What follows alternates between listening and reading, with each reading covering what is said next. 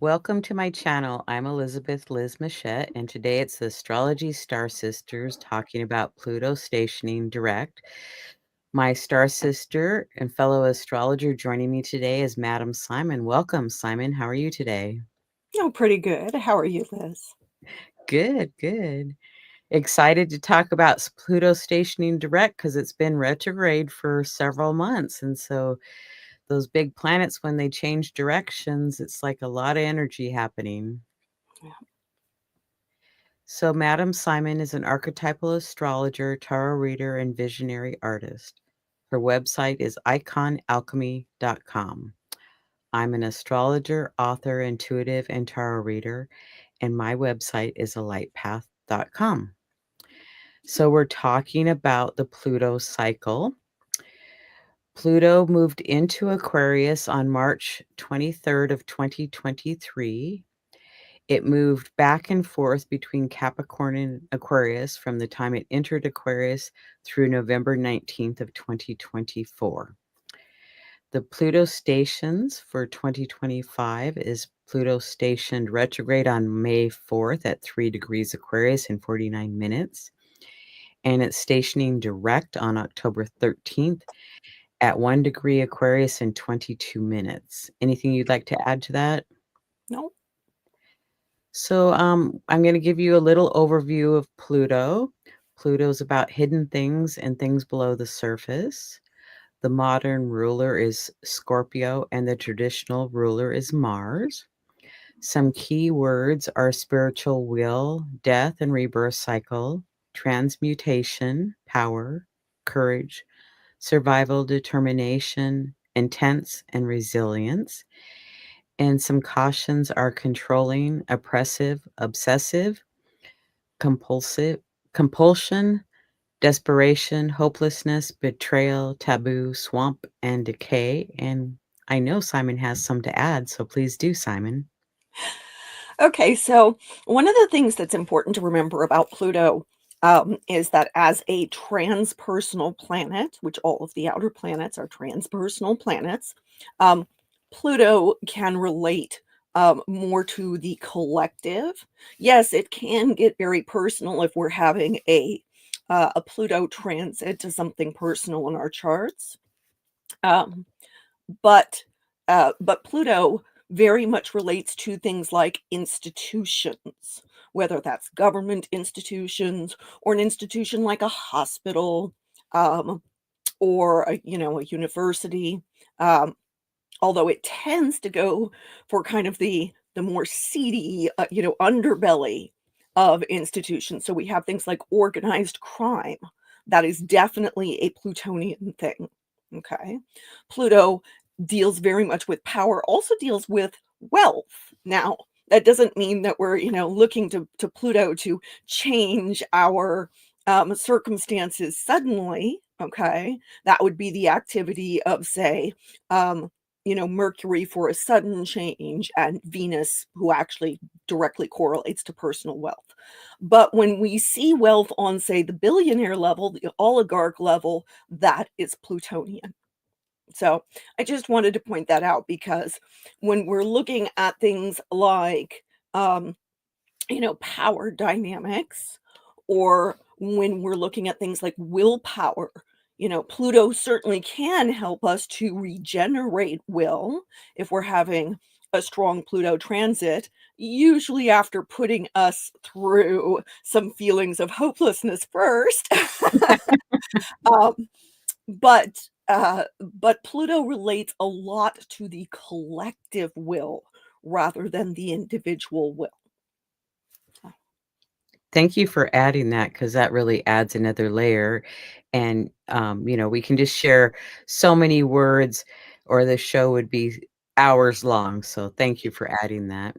So, an overview of Aquarius. Aquarius is in the fixed modality, about holding, maintaining, enduring, resist, and middle of the season. The ruling planet traditionally is Saturn, and the modern ruler is Uranus. It's an air element, which air elements are adaptable, thoughtful, communicative, and logical. The mantra is I know. And some keywords are abstract, analytical, intelligent, dispassionate, visionary, big picture, scientific, eccentric, rebel, groups and causes, evolution and progress. And some cautions are emotionless, emotionless, antisocial, disassociative, and argumentative. Simon, what would you like to add to that? So, one of the things about Aquarius is that, well, we see in the caution this kind of, potential appearance of being antisocial. Aquarius is actually very social, but because Aquarius is so concerned with abstract, analytical, theoretical thinking, um, it, an Aquarius is not as social on that individual level, but more social on that having concern for what is going to move humanity forward. Okay. And so this can cause problems in situations, in one on one situations, where even if somebody with a strong Aquarius placement is being friendly, even if let's say you've got a romantic relationship or you're trying to have a romantic relationship with an Aquarius. On some level, to somebody with strong Aquarius placements, yes, there's concern for individuals, but ultimately, it's all about the group dynamic. It's all about that big picture. And so sometimes it can feel like, like the Aquarius really doesn't, or strong Aquarius person doesn't actually care about you individually because they're so concerned with what's going on for the group. Um, or that they have an abstract idea of the notion of love. Somebody with an Aquarius moon may talk about feelings, but maybe have a hard time kind of, embodying and getting down into those feelings in a way that would speak strongly to, say, somebody with a Cancer moon. Okay. Um, and so there's this kind of push-pull for Aquarius. The traditional ruler is Saturn and the modern ruler is Uranus. And so, we've got these kind of keywords that are associated with Uranus, the eccentricity, the rebelliousness. And yet we really shouldn't forget that that traditional ruler of Saturn can make an Aquarius seem kind of like a stick in the mud. you know, they're going to be stubborn. They're going to like stick to their, whatever their idea is. And it isn't always something that somebody else might view as progressive. Okay. It's more a matter of like, okay, what's going to be good for the group? What's going to be good for society? And if you've got a conservative Aquarian, they do exist and they can be, really set on, no, this is what I think is good for everybody. Okay. So those are some important things for us to remember. Thanks for adding that. So Pluto stationed retrograde on May 4th at 3 degrees Aquarius in 49 minutes. And this is the chart for Seattle, Washington. So that Pluto was in the 8th house for the Pacific coast of the United States. And I just wanted to show it. Do you want to make a comment on it at all, or should we just go to the next chart? Well, it is interesting, from one very specific standpoint, which is that you see everything in the chart other than that, like Moon and Mars, um, and Pluto, of course, which you've got the opposition, that Mars Pluto opposition that was going on at the time. Okay. Mars is separating from that, but it's still in effect. But everything else, in terms of like all the other major planets, um, are all in that cluster there.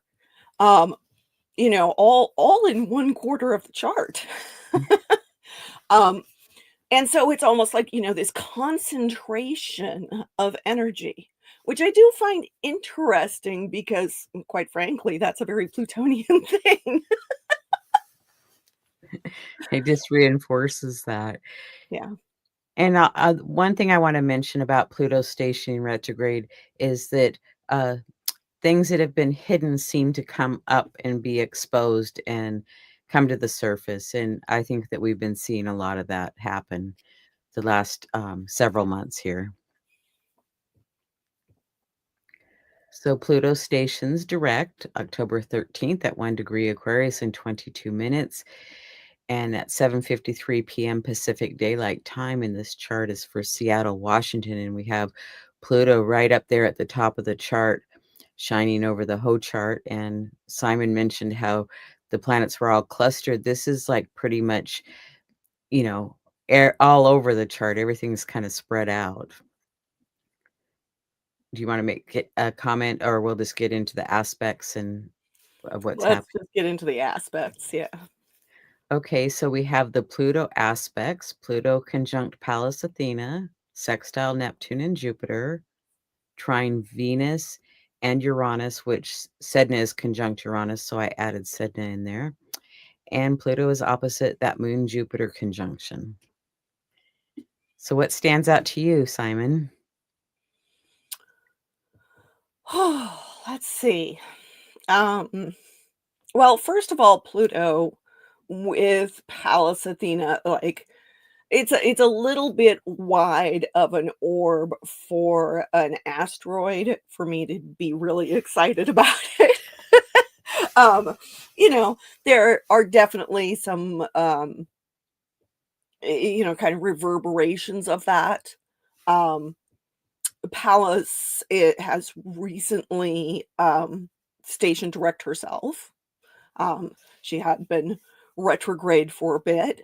Um, and so, she got up kind of back up close to Pluto, but now she's heading away.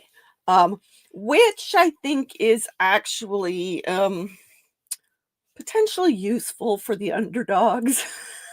I say that because, having Pallas get closer and closer to Pluto, um, the 99% could actually use some strategic thinking to not go the way of the oligarchs.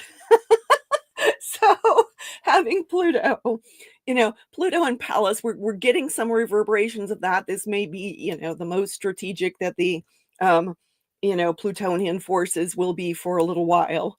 Um, and hopefully the common people will get some more benefit from Pallas moving forward now. We do see this trine, applying trine between Venus and Pluto.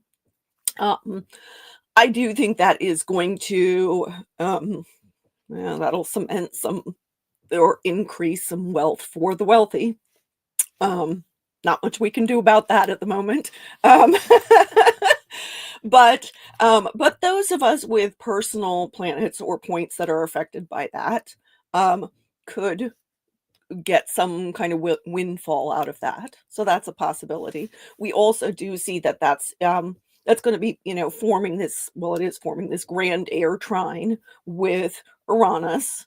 Um, uh, Venus here is taking up the position that has previously been held by the Sun, Mercury, and Mars, who have all gone through this process of forming that grand air trine and then forming a kite with the with well, Saturn's no longer um, within the same sign as Neptune, technically conjunct by orb, but not by sign. And so cross sign conjunction that's widened. We've gotten a little bit of relief from the Saturn Neptune conjunction, which is kind of, among other things, warped our sense of reality.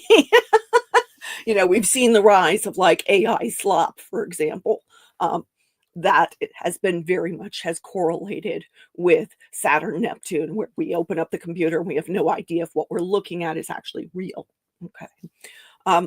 So, Venus moving into that kite now, a trine Pluto, trine Uranus, and opposing Neptune can throw some of our relationships into maybe a bit of a tailspin.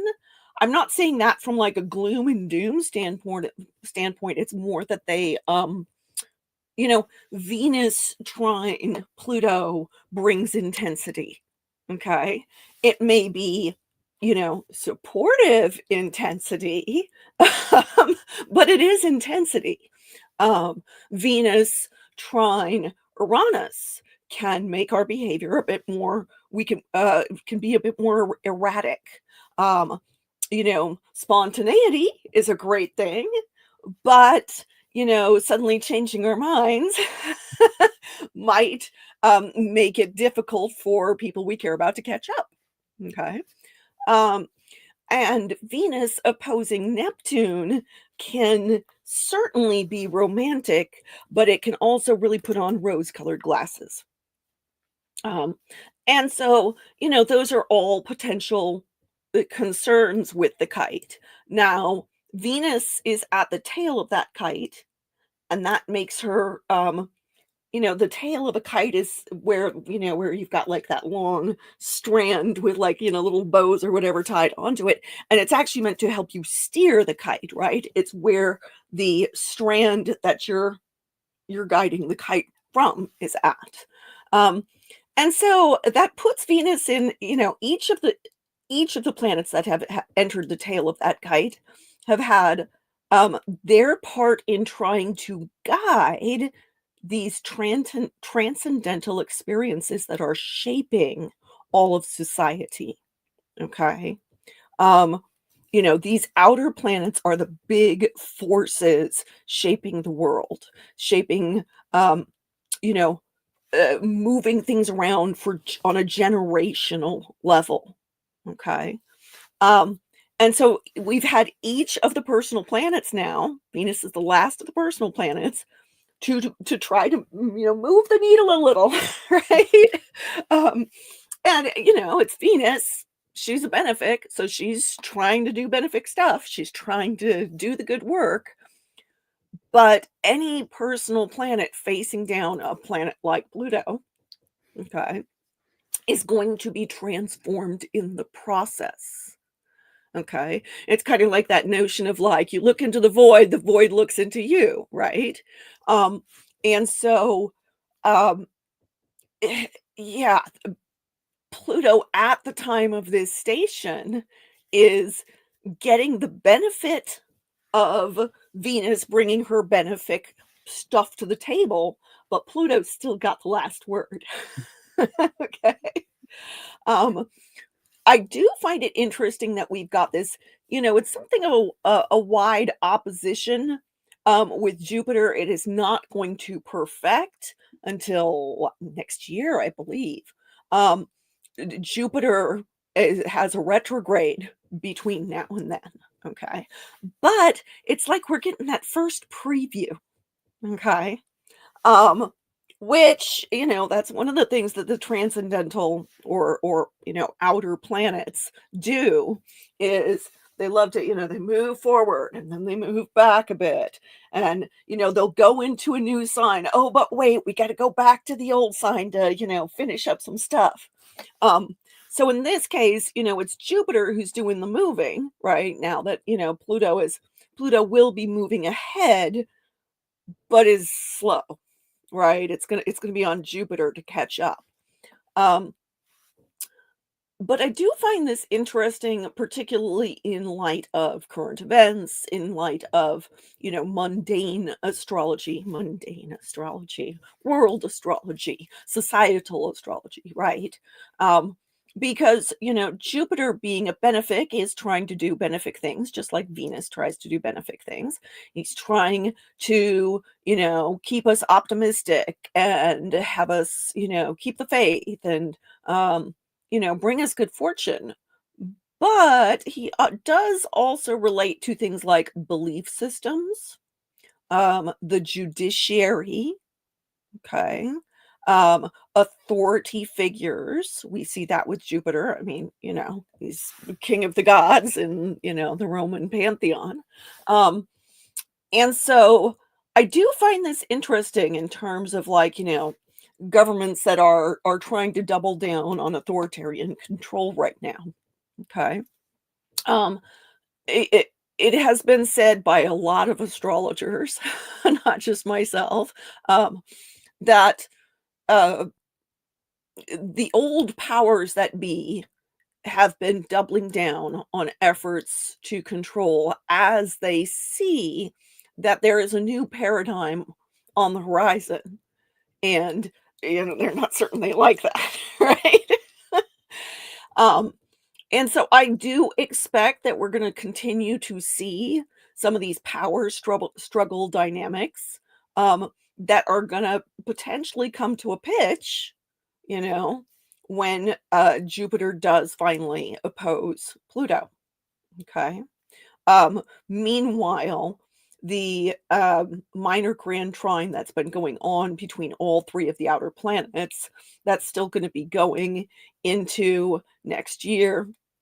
Um, and so we're gonna continue to see, these kind of big world forces at work, and then these personal planets and social planets, the personal planets of Mercury, Venus, and Mars, and the social planets of Jupiter and Saturn are going to be continuing to interact with those large forces.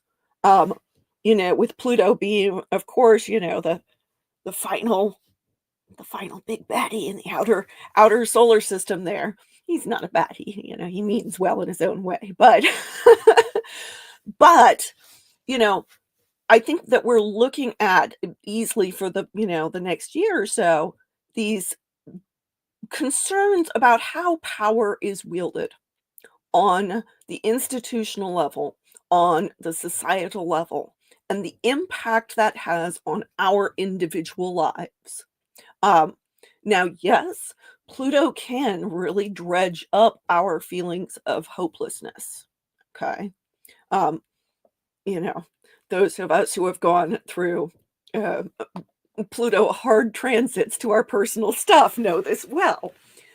But it is also important for us to remember that one of the things that Pluto can be useful for is every time that we have like a big Pluto transit going on, um, not just the ones that impact us personally, but the things that are going on in the world, right? Um, that when personal planets interact with that, um, there can be, or when the sun or moon interact with that as well, there can be this um Pluto governs these kind of life, death, rebirth cycles, right? And so there can be this regenerative, restorative power to Pluto once we clear out the stuff that's clogging up the works. Okay. Now sometimes that'll take the form of, you have the sewer pipes burst and you need to redo them, okay? So, it doesn't always mean that it's a fun process, um, but you can find, um, power within yourself that you never imagined when you tap into those kinds of transits, and the most important thing to remember about it is you know, it may look on the surface like, Pluto rewards the oligarchs and the 1% and all of that. But the reality is, Pluto far more rewards those of us who are finding internal power that can be shared rather than power over others. When we engage in the abusive side of a Plutonian transit, there is going to be a comeuppance at some point. Okay. Um, Whereas if we are working with Pluto's regenerative power and going, yeah, okay, you know what, this thing over here, it's ripe for composting. This stuff needs to be cleared out. Oh, I need to re-examine my relationship with power dynamics. I need to re-examine how I'm exerting power in my personal relationships, as we see with the Pluto Venus trine. Okay. When we're willing to do that kind of inner work and explore the mysteries and get down into the hidden stuff, that's where the real gold is. That's where the real Plutonian power is. So it's definitely worth tapping into, but it requires that you be willing to, explore and go deep, okay, and perhaps face some scary stuff. So, Thank you. That was a great explanation. And it's really interesting from the Pluto when it went retrograde was Pluto was opposite Mars, and now mhm. we have that moon opposite, so it's like a completely different field. Do you wanna speak to that at all? Mhm. So, the Moon Pluto or sorry, the Mars Pluto opposition that was at the time of the station retrograde, was the third in a series. Okay. Um, and Mars Pluto can have kind of an explosive force to it. Um, on one hand, yeah, it can be great for giving us some serious drive to get things done. On the other hand, um, hi, I have this natally, so I can speak to that personally. My own experience of it is that, yeah, it can give you this massive drive, and at the same time, it can encourage you to go so far that you burn out. Mm, Okay, so that's one potential of it. We can also see, yes, there's a potential for violence, there's a potential for abuse. We do see that with hard transits between Mars and Pluto, um, which we just had one of those a short while ago. Okay. Um, where we've got the moon opposing Pluto. Now that's more internal in the sense of it's going to affect us on an emotional level. Okay. Um, it can also have an impact on our bodily vitality, our bodily sense of well-being, right? Since the moon can relate to the body.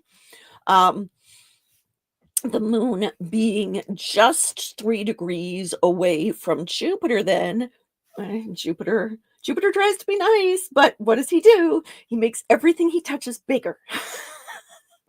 And so, Moon, Jupiter, yes, the moon is domiciled, the moon is in their home, right? Jupiter is exalted in the sign of Cancer. Okay. So, Jupiter and the moon are pretty powerful here, but Pluto's an outer planet. Outer planets always have the last word. So, we may be looking at some pretty intense feelings to go along with this Pluto station. Okay. And since Pluto dredges up, kind of the muck, the difficult stuff, um, shows us the hidden power dynamics, shows us the abuse, shows us what is rotten. Okay. That being the case, um, we're looking at the potential for some challenging feelings. Okay. Um, now, is that automatically a bad thing? Not really if you're willing to, kind of look at that and use it to do some, shall we say, emotional housekeeping. Okay. Um, but it's big feelings. Um, and well, so maybe addressing starting some to do that work. feelings that we've been avoiding perhaps. Yeah. Yeah. Well, another comment I'd like to make is that when these outer planets station, I always like to think of it as a choppy or a little windy. It's like there's a little bit of turbulence. It's not smooth. So, a week before and a week after this date, be gentle to yourself and just take it in stride. Yeah, I mean, since they're outer planets that we're looking at with a station like this, um, it's stuff that is underneath the surface. Um, outer planets typically you're not seeing things that are like, right in your face, um, unless you've got personal stuff that's, being contacted by that. But it doesn't mean that it isn't having a profound effect. So, Exactly. Okay, we have some aspect patterns here. We have a T square with Vesta square the nodes, and an opposition, which you mentioned earlier with that Venus opposite Neptune, and then a square between Jupiter, Moon, and Chiron, Eris. So jump in wherever you'd like. Well, with Vesta square the nodes, I feel like where we are putting our attention now may feel distracting. Um, and, Vesta is currently in Sagittarius. Sagittarius is ruled by Jupiter. Um, Jupiter, among other things, is, it is expansive, is concerned with showing us the bigger picture. Um, but with Sagittarius, we can also have associations with um, travel, what is far away. That sounds nice, but can also be associated with what is quote unquote foreign. Okay. Um, and so, particularly in the United States, the fixation on immigration right now is potentially a distraction. Okay. Um, and yet at the same time, I mean, that is where the focus is, right? It's hard to take our eyes away from it. Um, as I have said before, Vesta may be goddess of the home and hearth, but this is the Roman version of the goddess. This is concerned with what keeps the empire alive. Okay. What keeps, um, yeah, what keeps what's the idea of the country? What's the belief system that the country gathers around like that's our hearth? Okay. Um, and in the United States in particular, but also in some other folks' places, other countries, we're seeing this, this discord around various opposed ideas of what makes the country tick. What is it that lights up and sustains the country? Um, and so the problem with stuff that is square the nodes or quote unquote at the bendings of the nodes is that it can seem like a distraction, and yet it's a distraction that we have difficulty turning away from until we address it. Okay. It's like it's something left over that we didn't address the first time around, and now we've got to deal with it, or it's going to keep distracting us. Okay. So there's that. We've also got, I talked a bit about, Venus in the context of the big old kite, and therefore, opposing Neptune. Um, Venus opposite Neptune can be deeply romantic. Um, and I don't wish to, rain on that particular parade. Um, at the same time, it's important for us to attempt at least to be discerning because Neptune puts on a glamour and fogs things up, and especially Venus opposite Neptune. Things can look super, super pretty and attractive, and oh my goodness, I just want that. I must have it. But oh, wait, maybe I'm being taken for a ride. Um, it is useful for exercising our imaginations. Um, whether one is, an artist or a performer, some kind of, person exercising creativity. And there are many ways to exercise creativity. I'm just going to point that out. It doesn't always have to be something that, looks like art. Okay. Um, it, it- Remember, Venus governs fashion, governs fun. Okay. Um, and in the context of, the opposition to Neptune, we may be there can be these kinds of feelings of nostalgia for for past relationships or past experiences that we thought were fun. We may find ourselves a little confused now about like, what is it we actually enjoy? Um, one of the things about hard Neptune aspects is that they can be disillusioning. Um, And while that's not necessarily a fun experience to go, "Oh, I had stars in my eyes for this person, and now I find that they're, up to no good," right? Um, that's not such a fun experience, but at the same time, again, it's just like what I said with regard to Pluto transits, that there is this kind of you can do this kind of a housekeeping or cleansing process as a result of what you learn from these kinds of transits. Um, they can reveal things to us that we had not considered before.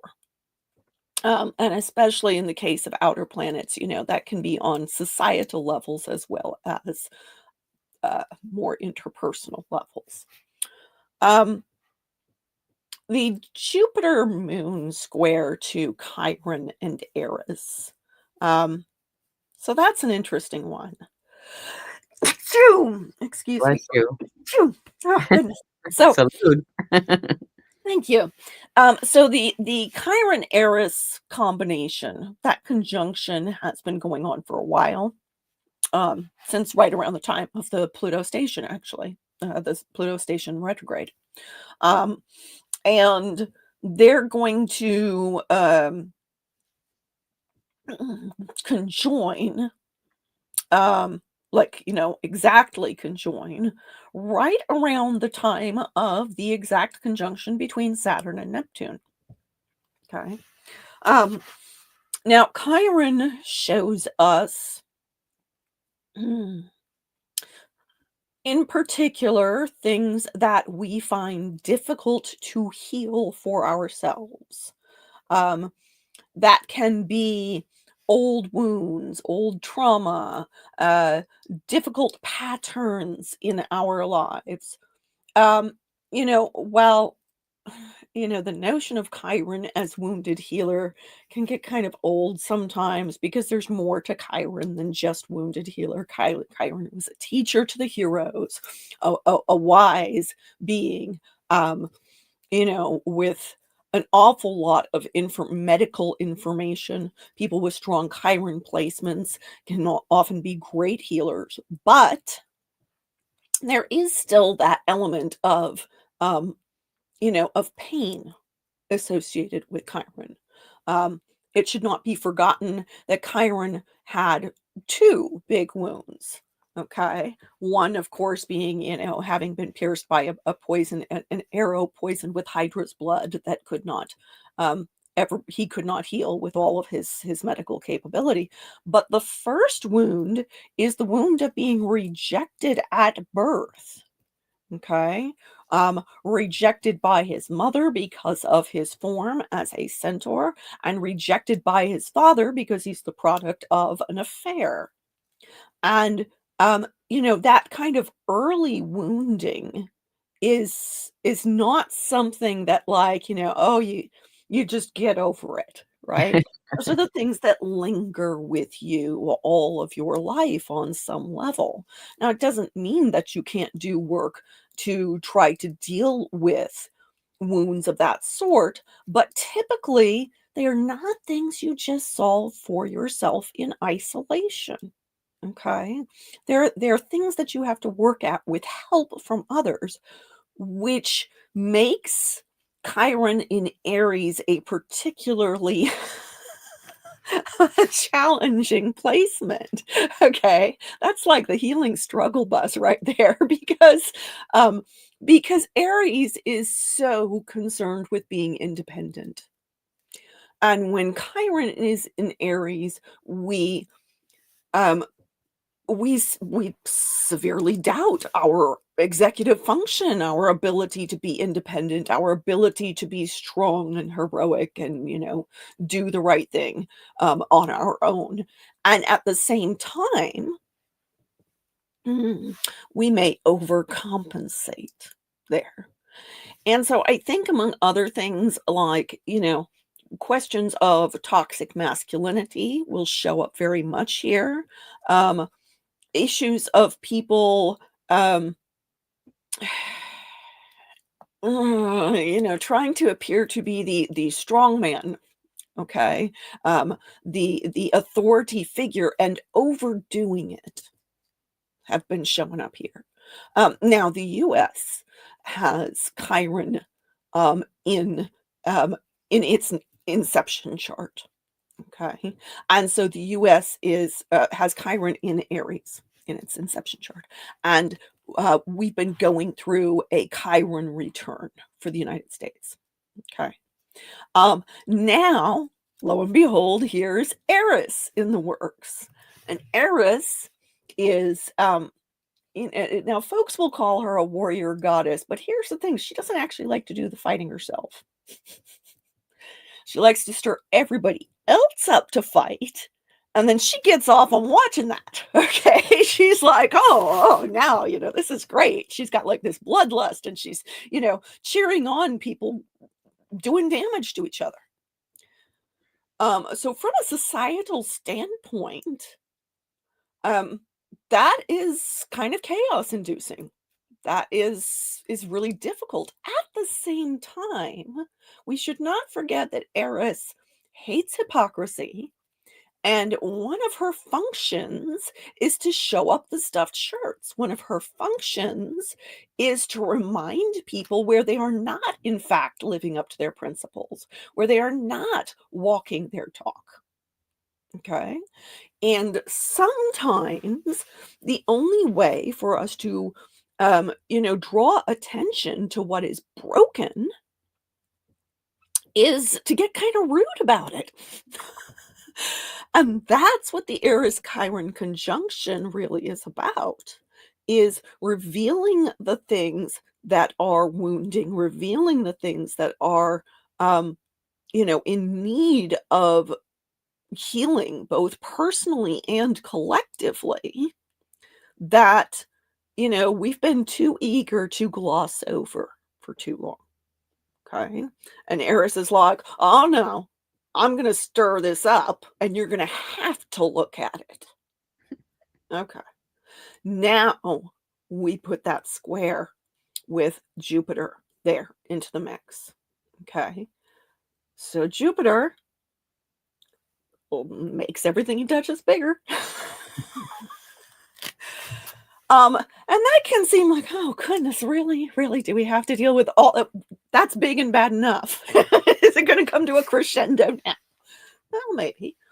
But do remember that Jupiter is a benefic and trying to do benefic things. And so Jupiter is going to try to help us find the opportunities within the hurt, within the chaos and struggle and strife, to re-examine our beliefs, to see where, in fact, does our faith need some healing? Where can we find ways to step up when it comes to doing kindness, to doing jovial things, to bringing joy and good fortune, not just into our own lives, but into the lives of others, and particularly into the lives of those who are hurting. Okay. So this, yes, it can certainly make things we would rather not like to look at. We'd rather not look at it, but it can make them bigger, and especially in the context of, again, the Pluto station. Every time a planet stations, its themes are bigger. So the power dynamics, the struggle, potential abuse that we see in connection with long-term painful patterns, all of those things get brought up for review. Okay. And we become that much more aware of what needs to be transformed, what is rotten and ready to be chucked. Okay. But Jupiter is still trying to make us able to have a good life. Okay. He's still trying to bring the good things to us.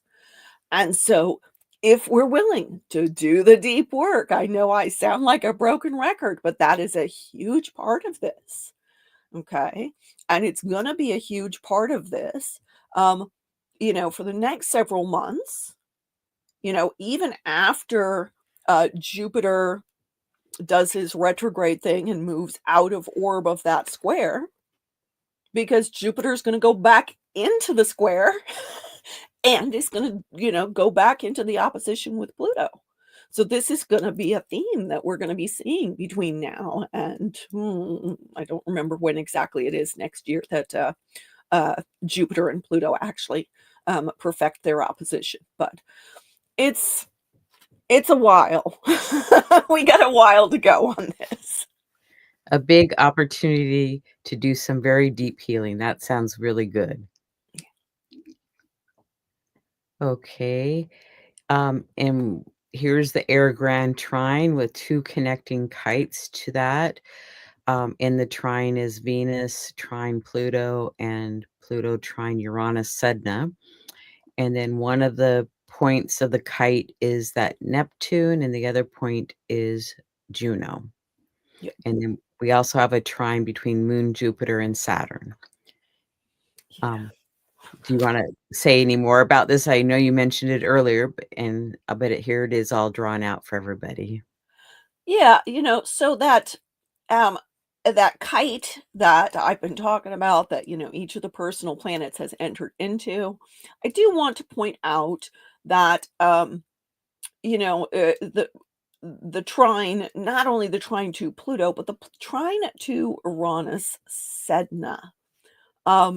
Sedna really brings up for us questions about where we have felt victimized and can step forward out of victimization into our own power.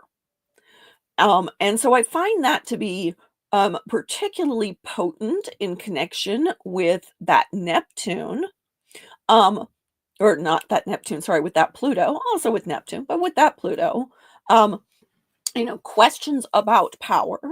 Okay. Uranus very much is concerned about liberation, right? And so liberating ourselves from past narratives, this is an air trine, so it relates to communication and relates to our social patterns and information, okay? Finding ways to liberate ourselves from past narratives that have kept us feeling victimized, and find new ways of relating to power on that societal level with the big vision of Neptune, but also that little Venus personal level of trying to steer things in our personal relationships in a way that is going to be liberating, and not just for one person, but liberating for all. That's the big potential that we've been seeing with this kite, with each of the personal planets, but especially now with Venus. Venus wants us to connect. Okay. She is the connective principle.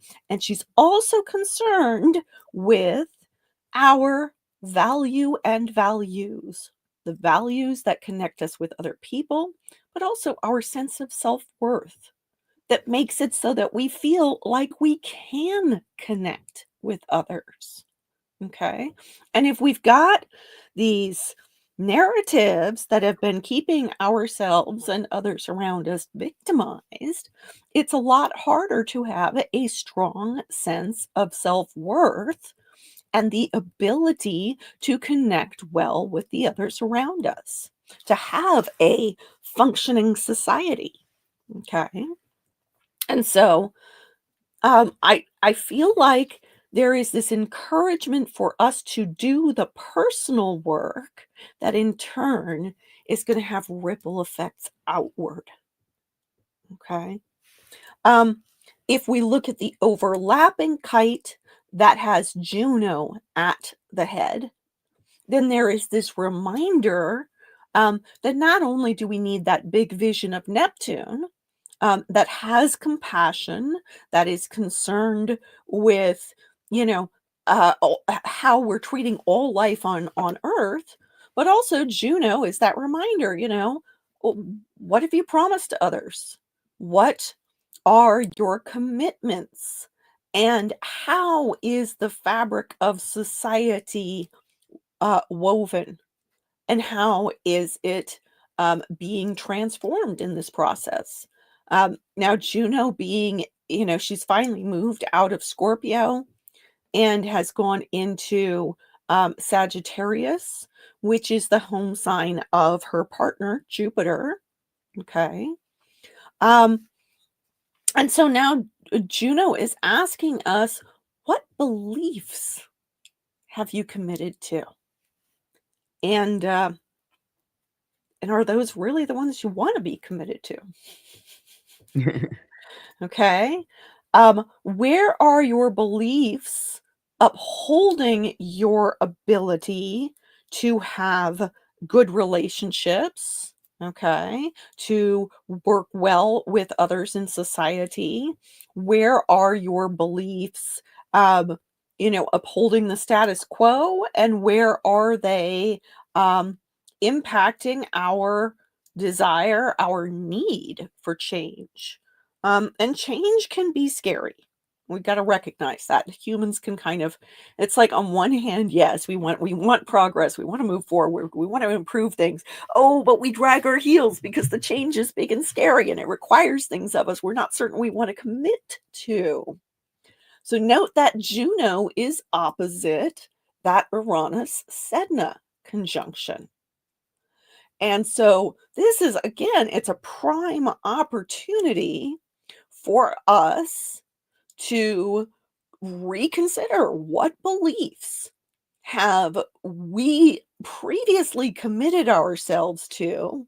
Oh yeah, I am a staunch Republican, or I'm a staunch Democrat, or I'm a, this particular type of church going person, or I belong to this organization, when maybe the beliefs of that group no longer reflect our own, or have in some way contributed to us victimizing ourselves and others. There's that opposition to Sedna.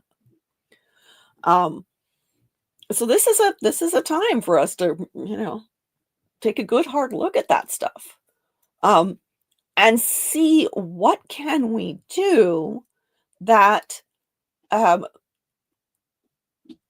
that bolsters our sense of self-worth without being stuck in belief systems that are not actually helping us and actually helping others around us. Um, so, this can be, remember I said Pluto can be revitalizing, regenerative, restorative. That's one of the good things about Pluto. But we got to be willing to do the work first. And this has given us a great opportunity for that with both of those overlapping kites. The trine from Jupiter and the moon to Saturn, again, this is one of those, it's going to be on again, off again, with Jupiter trine Saturn. But it's really nice when these two are trine, in the sense of helping us to,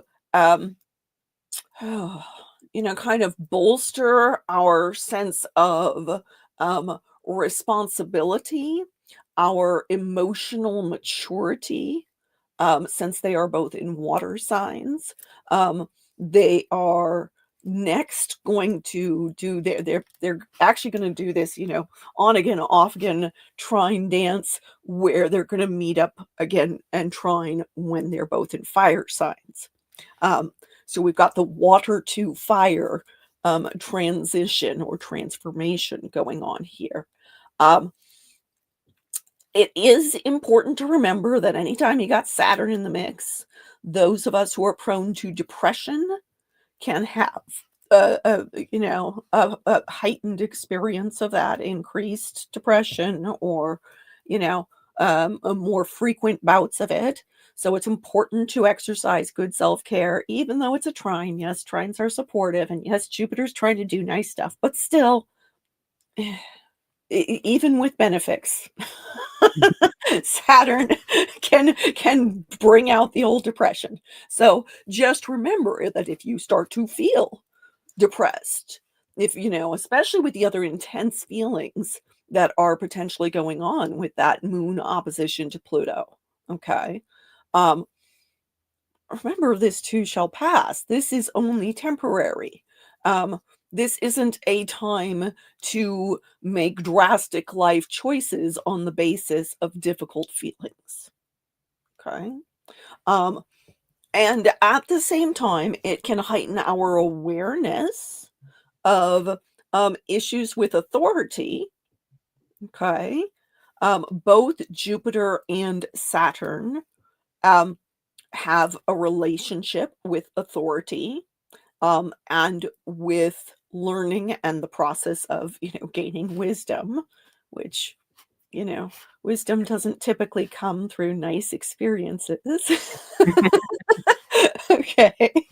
Um, it is a trine, so it's less harsh than when we've had, um, say the Jupiter Saturn conjunction at 0 degrees of Aquarius, um, you know, during the height of the pandemic.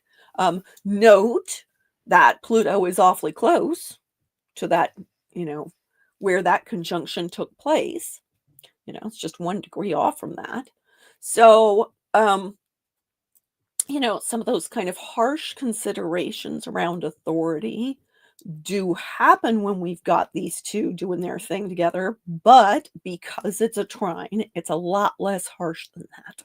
Okay. Um, nonetheless, I do feel like this brings up, um, in particular, what are our feelings about authority, about government, about justice, about, our judicial system, all of those kinds of things, as well as things, on a more personal level, like parenting. Okay. Um, Jupiter and Saturn are the big parents in the sky. um, so this is a time then to potentially make good use of some of the things that we learn, about these patterns that Pluto in particular can reveal, and the things that we're seeing revealed on societal levels, but also then ask ourselves important questions about, how is that reflected in my personal ways of exercising authority? Okay. Um, when we see things like, stuff that impacts the well-being of children on a societal level, how can we as parents do things to mitigate the harms and at the same time, you know, make for some teaching moments? Okay, those are ways that we can use that transit. Um, So it's kind of a nice bit of background music, shall we say, to what's going on. Well, thank you for joining me, Madam Simon. I really appreciate it, and this was great and very informative. I wanna thank our audience for joining live and those that come back and watch at a later time. And I'm gonna let you share about your Patreon page. Right. So, I do astrological art. Um, I do custom astrological art for my patrons, as well as I'm now working on a regular series of art based in transits. Um, pretty much one a week. Not quite. Sometimes I go a little off, but about one a week of artwork based in the astrological transits, symbolist artwork. Which you can kind of see an example of there in the middle. And I am also a consulting astrologer, like Liz is. So if you wish to schedule a consultation, um, You can find me at iconalchemy.com. Thank you. And like Simon said, I do consultations. I have a newsletter, my YouTube channel, and I'm on Blue Sky and Instagram. Connect with me there. And I have a variety of other shows with Astrology Star Sisters. There's lots of shows in the archives, and they're continuing every week, new shows coming up. So there's lots to choose from. I will be on Talk Cosmos on October 19th, talking about the Libra new moon at 28 degrees.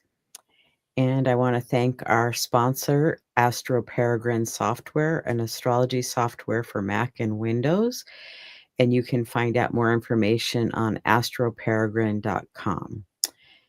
So we're going to say goodbye for now, and we'll see you next time. Bye, Simon. Bye.